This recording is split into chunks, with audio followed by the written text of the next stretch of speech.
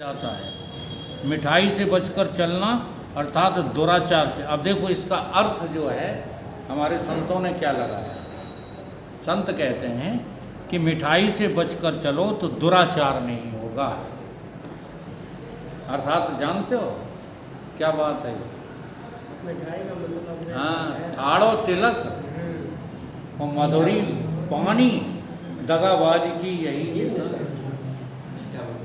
यह है मिठाई कि ऊपर ऊपर से तो तुम कैसा बोलते हो, मीठा मीठा बोलते हो, तो अंदर से क्या जल रहे, छाती जल रही। हाँ, ये हमारे रहते रहते पैसा वाला कैसे बन गया? ये जलन, और ये जलन जो रहती है ना, ये तुम्हें बर्बाद कर दे। तो इसी का नाम क्या है? दुराचार। मिठाई खाना बंद करो, यानी दुराचार बंद करो। दुराचार से बचकर चलना। तो सदाचार के मार्ग पर चलने से विचार में वृद्धि होती है। समासाध दया सिंधु गुरुम ब्रह्म वित उत्तमम। यदि आप अपने आप को जानना चाहते हैं तो दो बात होनी चाहिए। अपनी बुद्धि में तो चाहिए विचार, और बाहर चाहिए गुरु की शरण। भीतर तो तुम बनो विचारक। जब तक आप मनन नहीं करते हो, निधिध्यासन नहीं करते हो, शोधन नहीं करते हो, तब तक गुरु विचारे का करें? कबलों दवा खवाएं हैं? अब तुम परहेज करते नहीं तो वैद्य विचारा क्या करे? औषधि कब तक दे? तो गुरु भी ज्ञान कब काम करेगा? जब तुम विचार करो। इसलिए विचार को अलग नहीं रखना है। चाहे जैसे उपदेशकों का कहना मान करके विचार शून्य नहीं हो जाना है। विचार करते रहो, हर बात पर विचार करो। बहिर्मुख भी विचार करो, अंतर्मुख भी विचार करो। बाहर कौन सा कर्म करना चाहिए, कौन सा नहीं करना चाहिए, कैसी जगह पे बैठना चाहिए, कैसी जगह पे नहीं बैठना चाहिए, कौन से ग्रुप के साथ रहना चाहिए, किसके साथ नहीं रहना। बाहर के विचार करते रहो, तो अंदर जो गुरु तुम्हें सहूर बताएं वैसा विचार करो। इसलिए गुरु की भी आवश्यकता है और विचार की भी आवश्यकता है। समासाध दया सिंधु गुरु ब्रह्म वित उत्तमम। बिल्कुल अनजाना साजन जो ज्ञान का विषय नहीं होता। तुम्हारा परमात्मा कैसा है? एक साजन वो होता है जिसको हम जानते हैं, साजन। तुम्हारा कोई साजन है? साजन साजन, हम फिल्म ज़्यादा देखी है इसलिए गीत कभी आते हैं। पुकारूं गलियों में साजन साजन। साजन ढूंढ लिया तुमने अपना? साजन ढूंढना बहुत जरूरी है। ठीक है, ये खुश हो गए, इन्हें लगा कि हमारे मतलब वो गीत गाया था, तो हमारे मतलब का नहीं है। ये हम उस साजन की बात कर रहे हैं जिस साजन के बिना तुम्हें परमात्मा मिल ही नहीं सकता। उसका नाम है सतगुरुदेव।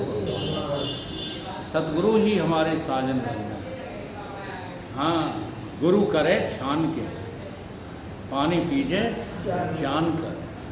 साजन है या बिचौलिया मिलवाने वाले? साजन ही है। अगर वे मिल गए तो जो पक्के साजन है वो तो मिल ही गए। एक बार गुरुदेव ने भूख में प्रवचन यही किया था, पहला प्रवचन। कहते हम भिंड आए हैं तो केवल इसलिए कि तुम लोगों का विवाह करवाना है। हाँ, हम तुम्हारे बिचमानी बन करके आए। अब देखो कौन भाग्यशाली है जो हमारे मंडप के नीचे आके बैठता। तो गुरु भी साजन ही। हाँ, ज्ञान का विषय नहीं होता, वो अनजाना साजन है, उसे तुमने अभी जाना नहीं है। कान नाक आँख जीव त्वचा से नहीं जाना जाता। ऐसा अनदेखा अनमिला जो साजन है, अनदेखा रास्ता है, ऐसे मार्ग पर चलना है।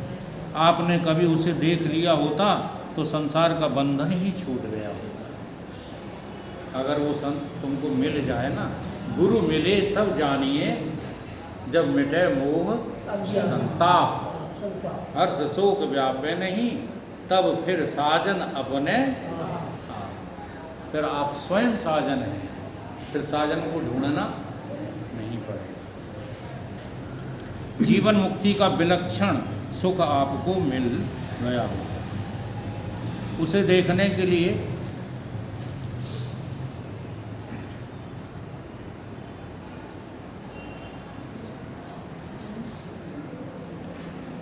तत्वमस्याद महावाक्य जो विचार है उस पर विचार होना चाहिए, परंतु स्वच्छंद ढंग से नहीं, सदगुरु के बताए हुए ढंग से। एक जगह शास्त्रार्थ हो रहा था आर्य समाजी और सनातन धर्मी का। सनातन धर्मी पंडित बड़ा घाघ था, पंडित होते ही ज़्यादा घाघ हैं। आर्य समाजी पंडित ने एक श्रुति रखी, न तस्य प्रतिमा अस्ति। शुक्ल यजुर्वेद का मंत्र है, उस परमात्मा की कोई प्रतिमा नहीं होती। आर्य समाजी ने क्या कहा? परमात्मा की कोई प्रतिमा नहीं। आर्य समाजी को उसका असली अर्थ पता नहीं चला। अब इसका क्या अर्थ है? परमात्मा की कोई प्रतिमा नहीं है, इसका अर्थ क्या है? उसे पता नहीं चला। तस्य प्रतिमा मानम न अस्ति, उसकी बराबरी की तुलना करने योग्य कोई वस्तु नहीं है, यह उसका अर्थ है। प्रतिमा का अर्थ कोई मूर्ति नहीं है। वेद में जो प्रतिमा शब्द का प्रतिमा यानी मेरे जैसी प्रति, कोई और नहीं है, ये अर्थ है उसका। तो आर्य समाजियों ने क्या लगाया कि मूर्ति का खंडन करो, मूर्ति का। आर्य समाजी ने सनातन धर्मी पंडित को दबा लिया। सनातन धर्मी बोला, न तस्य प्रतिमा अस्ति, न तस्य नम्रीभूतस्य वामनस्य प्रतिमा अस्ति। ऐसा अर्थ करो कि वामन भगवान जो हृदय में रहते हैं वही जो है प्रतिबिंब प्रतिमा है।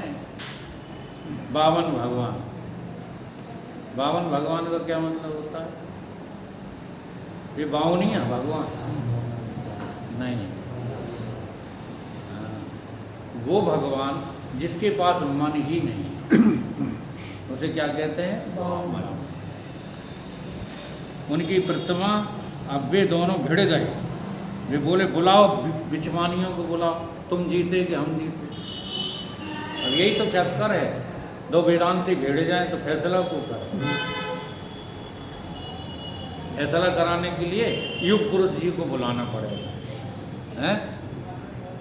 अब वो बेचारे चल नहीं पाए, फिर नहीं पाए, हॉस्पिटल में भर्ती है, क्योंकि बिना वेदांत का जानकार तो कोई फैसला कर नहीं पाएगा। वेद पाठी, स्वर पाठी, घन पाठी आए, ना ना ना तस्य ना। प्राचीन वेद पाठी सनातन धर्मी पंडित का अर्थ बिल्कुल कट गया। वहाँ तो प्रतिमा शब्द का अर्थ ही दूसरा है, मूर्ति नहीं प्रतिमा। न तस्य कहने से तो सनातन धर्मी ठीक, और न तस्य को न तस्य कह दे तो गलत। अब ये सारी बहसें कहाँ चलती हैं? जहाँ शब्द में बुद्धि फंस जाती। अगर शब्द से हटाओ तो जो है संस्कृत भाषा जैसी सरल भाषा कोई है नहीं। अब संस्कृत भाषा के अध्ययन की शैली तो है नहीं उनके पास, जो कोई बता जाए वो ठीक है। मैंने एक हंसी की बात सुनी थी कि उड़ीसा के एक राजा थे, उनका संस्कृत आती नहीं थी। उनके जो गुरु थे वे बड़े मूर्ख थे, वे पढ़े लिखे न थे, तो उनको जो है सतुआ अर्थ बता दिया। भगवान के नाम का अर्थ सतुआ अर्थ। अब वो सभी लोगों से सतुआ अर्थ पूछते फिर, भगवान का क्या अर्थ है, भगवान के नाम का अर्थ क्या है, तो कोई नहीं जाने। कोई परमहंस संत घूम रहे थे, उन्होंने कहा कि राजा जी मैं जानता हूँ तुम्हारे गुरु बड़े महान थे, और उन्होंने जो है सतुआ अर्थ बहुत अच्छा बताया। हाँ, मैं उसकी व्याख्या तुम्हें 12 वर्ष में कर पाऊँगा। कितने वर्ष में? 12 वर्ष इंतजार कर। हमने कही कर लेंगे महाराज, हमें सही अर्थ चाहिए सतुआ का। तो 12 वर्ष उन्होंने उन परमहंस के यहाँ पढ़ा। वेदांत जैसे आप लोग पढ़ रहे हैं, इससे 12 वर्ष पढ़ा। फिर कहा गया वो आप खुद जान गए हो, पब्लिक को बताओ सतुआ का ज्ञान।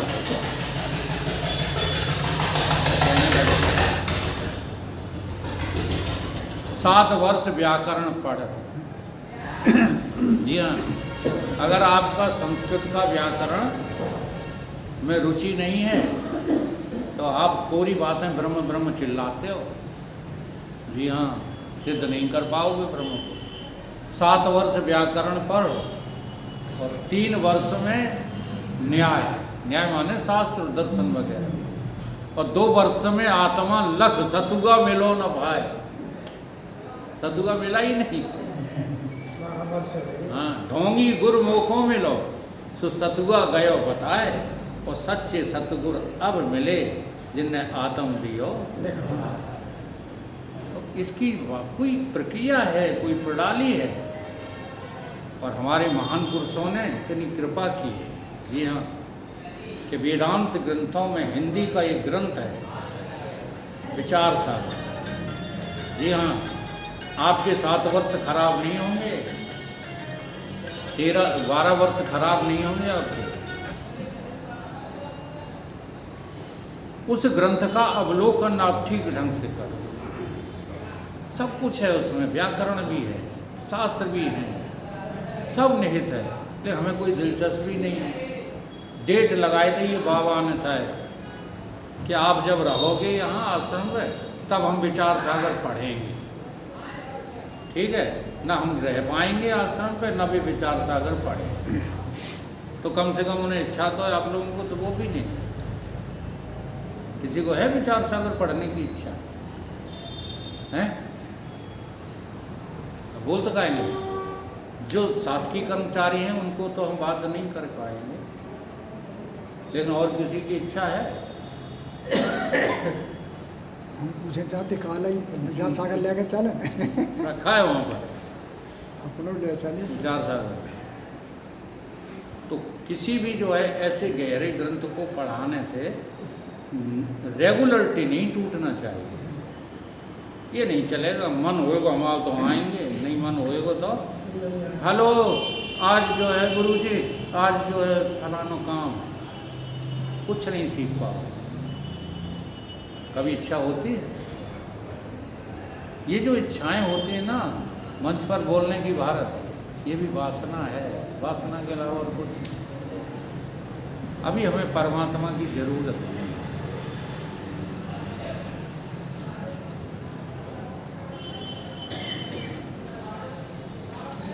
ठीक है, तो ये जो है इस तरह से, इसमें कोई दूसरा उदाहरण दिया था इसी तरह का, मैंने उदाहरण बदल दिया। समासद्धा दया सिंधु गुरु ब्रह्म वित्त उत्तम। दया सिंधु गुरु के पास जाना चाहिए। समासाध्य का अर्थ है ट्यूशन लेने से वेदांत नहीं पढ़ना चाहिए। जो तुम्हें कुछ पढ़ा करके और टका का प्रश्न करें उनसे वेदांत मत पढ़ना। आज 2-2 कौड़ी में वेदांत बिक रहा है। वेदांत पढ़ाने वाले को इन सब का त्याग, ये गुरु के लक्षण बताए जा रहे हैं। गुरु वही हो सकता है जो परमात्मा के विषय की चर्चा करके और शिष्यों से कोई आशा न रखे, उसका नाम सतगुरु होता है। ट्यूशन लेने से वेदांत नहीं पढ़ा जाता। आपको सीखने में समझने में थोड़ी मदद मिलती है, परंतु वेतन भोगी के प्रति आपके मन में आदर भाव नहीं रह सकता। यही तो आज हुआ है।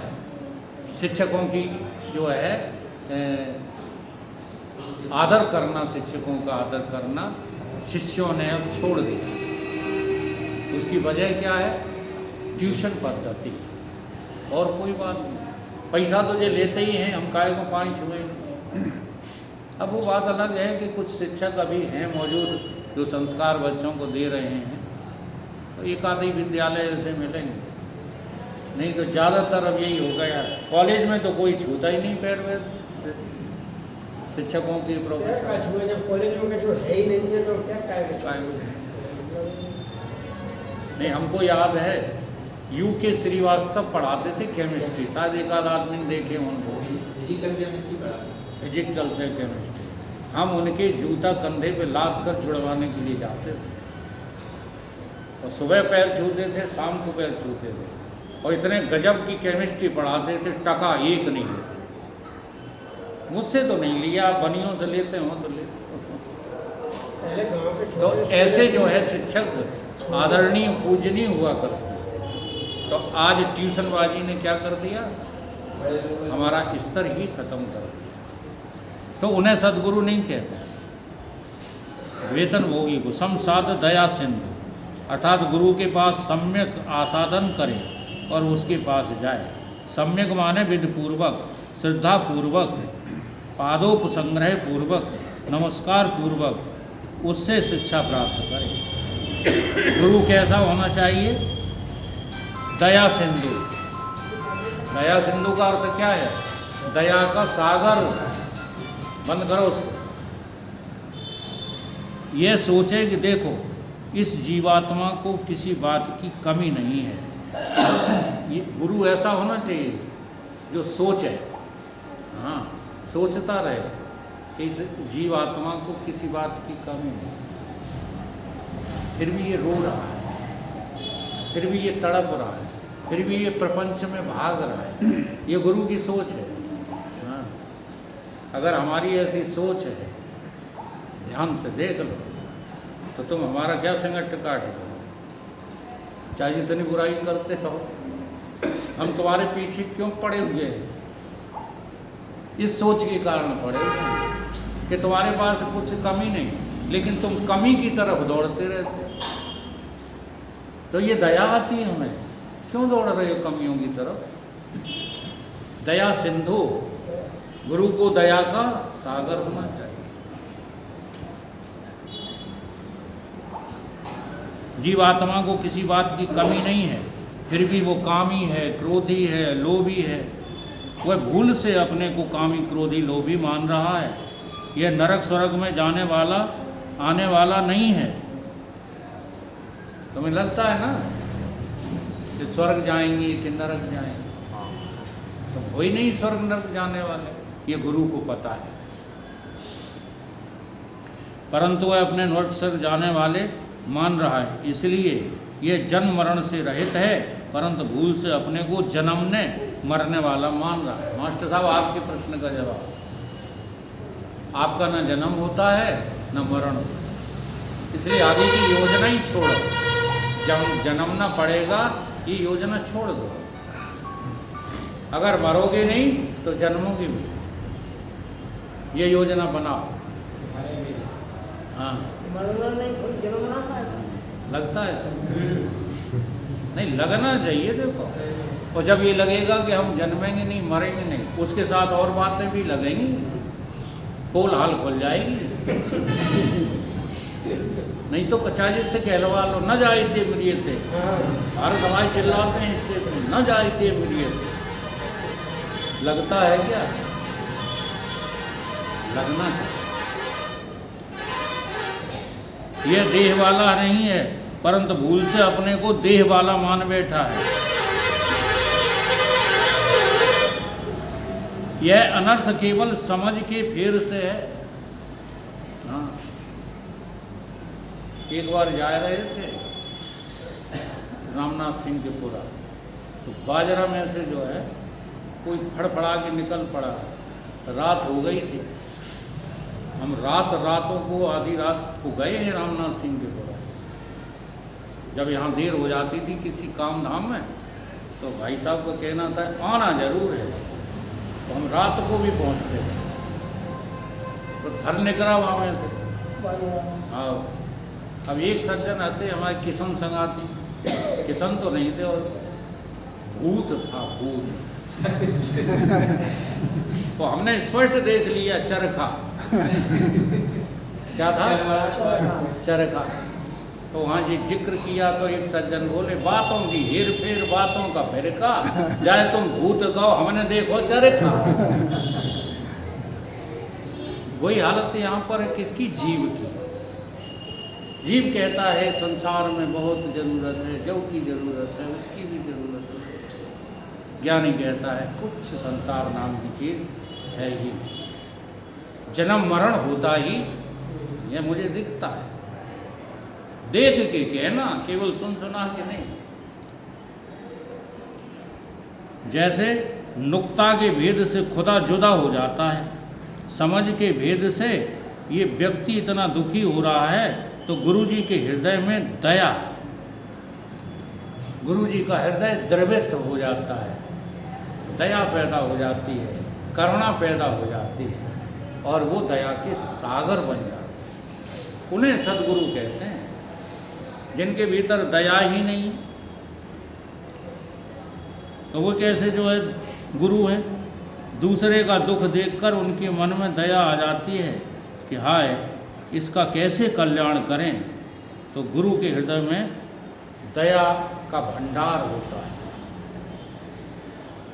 ये नहीं भारत कह रहे हैं अच्छा दया है तो हमें पैसा दे दे वकील साहब, ये दया नहीं है। दया इस बात पर है कि तुम पैसे के लिए क्यों भटक रहे हो, पैसा तुमको मिट्टी लगने लग जाए, वो चीज प्रदान कर रहे हैं हम, उसका नाम दया है। तुम दया का दूसरा अर्थ लगाए बैठे हो।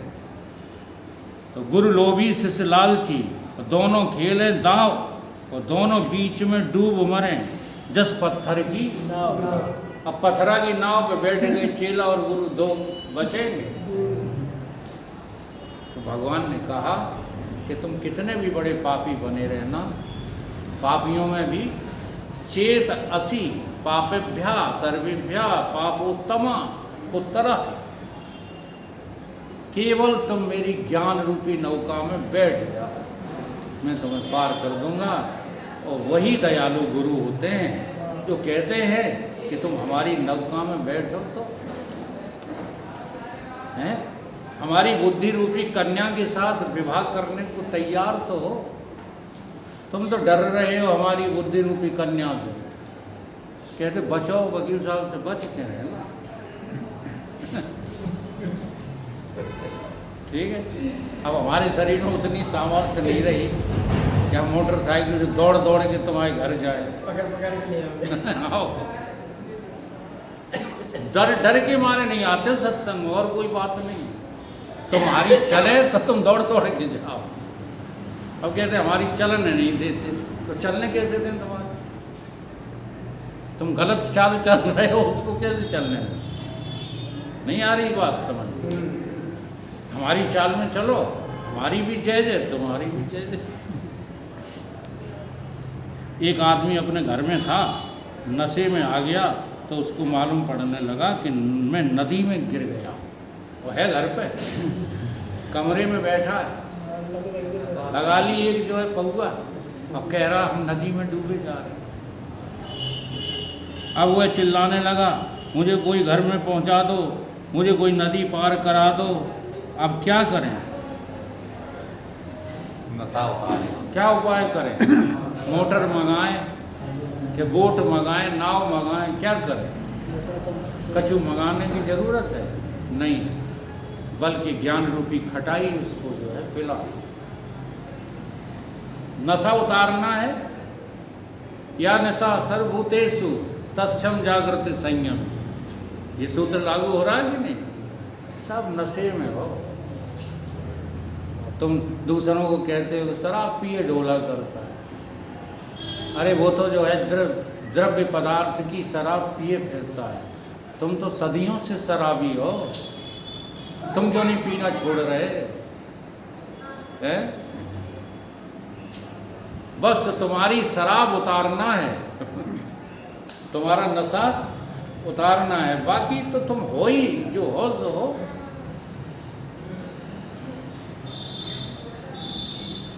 तो वहाँ जाने के लिए उसे अपना घर कहाँ मिलेगा? वह अपने घर जाना चाहता है, लेकिन अपने घर में रहकर ही एक समझदार आदमी आया तो बोला कि नाव मोटर क्यों मांगते हो, इसका नशा उतर जाए ऐसा कोई उपाय करो। नशा उतर गया तो जहाँ का तहाँ, मैं जैसा हूँ वैसा ही हूँ, कोई कुछ देखा कोई कुछ। तो ये नशा है सबको, किसी को नशा है हाँ भाई धनवान होने का, किसी को नशा है सन्यासी होने का, किसी को नशा है भक्त होने का। ये अलग अलग नशे हैं, तासीरें इनकी अलग अलग हैं, लेकिन हैं वो सब नशे में। बाहर के नशे इतने ज़बरदस्त हैं कि वो अंदर नहीं पहुंचने देते। तो पहले थोड़ा थोड़ा नशा चेंज करो, शराब छोड़ो, भांग खाओ, फिर भांग छोड़ो और कुछ थोड़ा हल्का वाला काई चीज, फिर वो छोड़ो, फिर वो ऐसे संत युक्ति बताते हैं कि बाहर की नसों को छोड़ने के लिए अंदर की नसें करो, सत्संग करो, ठीक है, स्वाध्याय करो, संतों का सानिध्य करो, ये भी नशा ही है। और सारे नशे कब छूट जाएंगे?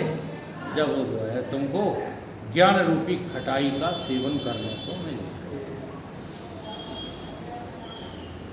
गुरु सोचते हैं कि अजन्मा अमर होने पर भी अपने को मरने वाला बताने में लगा है। कैसे भूल मिटाएं?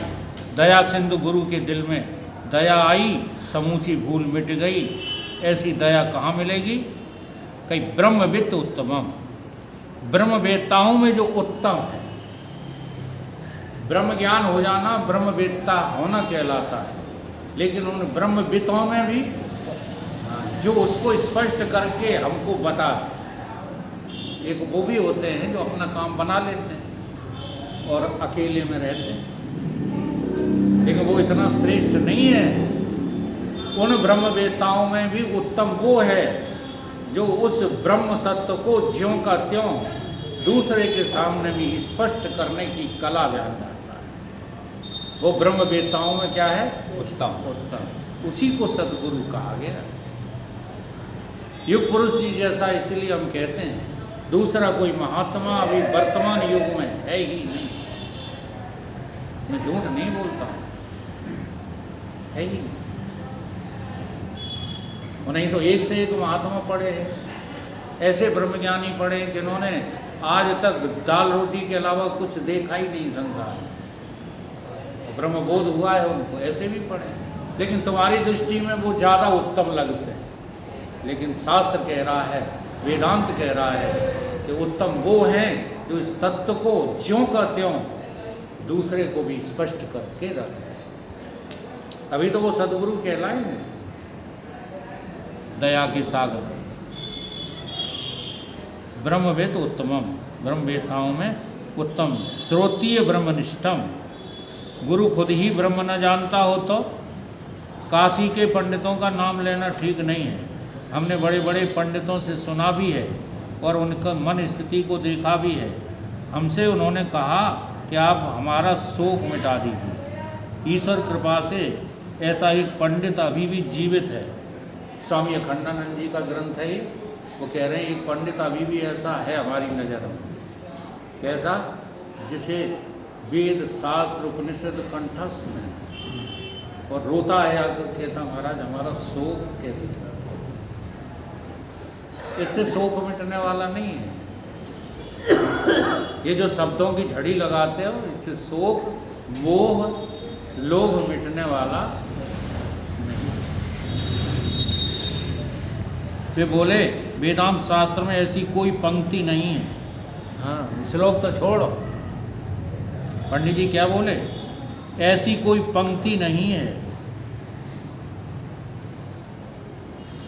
कि जिसका मैं अर्थ नहीं जानता हूँ, समाधान न कर सकता हूँ, परंतु मुझे को रोना आ रहा है अमुक के मरने पर। जमाई मेरा मर गया है तो मैं बड़ा दुखी हूँ। बोलो हैं ब्रह्मवेत्ता? नहीं। मुझे बड़ा भारी शोक हो रहा है आप हमें इस शोक से पार उतारिए। मैं कैसे शोक से पार जाऊं? बड़े भारी वेदांती, डिग्री बहुत ऊंची, पद बहुत ऊंचा, पर है कुछ नहीं। पढ़े लिखे का नाम ब्रह्मविद उत्तमम नहीं होता। उत्तम वह होता है जिसे अपनी आत्मा के ब्रह्म के होने का असंदिग्ध, असंदिग्ध माने संदेहों से रहित बोध हुआ है। हम रटे ही नहीं रहे कि मरता कोई नहीं, मरता कोई नहीं। मुझे इसमें कोई संदेह ही नहीं है। भले डेड बॉडी किसी की रख दो, मुझे नहीं लगता कि कोई मरा। संदेह रहित तो हूँ अपने विषय में। अपने विषय का मतलब सबके विषय में। कोई नहीं मरता। ये नहीं कि हम ही नहीं मरते, कोई मरता है ही नहीं। अच्छा, एक हम दृष्टांत देते हैं, उसको सोच के बताओ। सपने में आज तुम्हारी पूरी भिंड मर गई। सपने में क्या देखा? भिंड मर गई। पूरे भिंड की जितनी पब्लिक थी सब मर गई, किसी के प्राण शेष नहीं रहे। और तुम रो रहे हो सपने में कि हाय सब मर गए, सब मर, अब मेरे रहने का क्या फायदा? और तुम भी भागे आत्महत्या करने के लिए। जब सभी मर गए अब हम क्या करेंगे रह के? और जैसे ही तुमने रस्सी लटकाई तैसे ही आँख खुल गई। बताओ कितने मर गए? हैं? सब मर गए सपने में। सपने में मर गए। आँख खुल जाने पर, जाग जाने पर हैं? कुछ हुआ ही नहीं। सपना ही झूठ हो गया। कोई मर गया? कोई मरा? कोई बचा? न मरे न बचे। है बात समझ? और ये जगत क्या है? बड़े तान के साथ गाते हो। सुनो उमा यह अनुभव अपना, सत्य हरि जगत है सब। सपना है सपना जगत? नहीं। बस जिस दिन जगत सपना हो जाएगा उस दिन तुम जो है जान जाओगे न जाइते। कोई जन्मता मरता। अगर जगत को सपना देख पाओ तब। उत्तम ब्रह्मविद गुरु के पास जाओ। जिंदगी में बड़ी भारी खटपट लगी हुई है। इस भय चिंता शोक दुख से छूटने का उपाय गुरु के पास है। पर चेला कैसा चाहिए?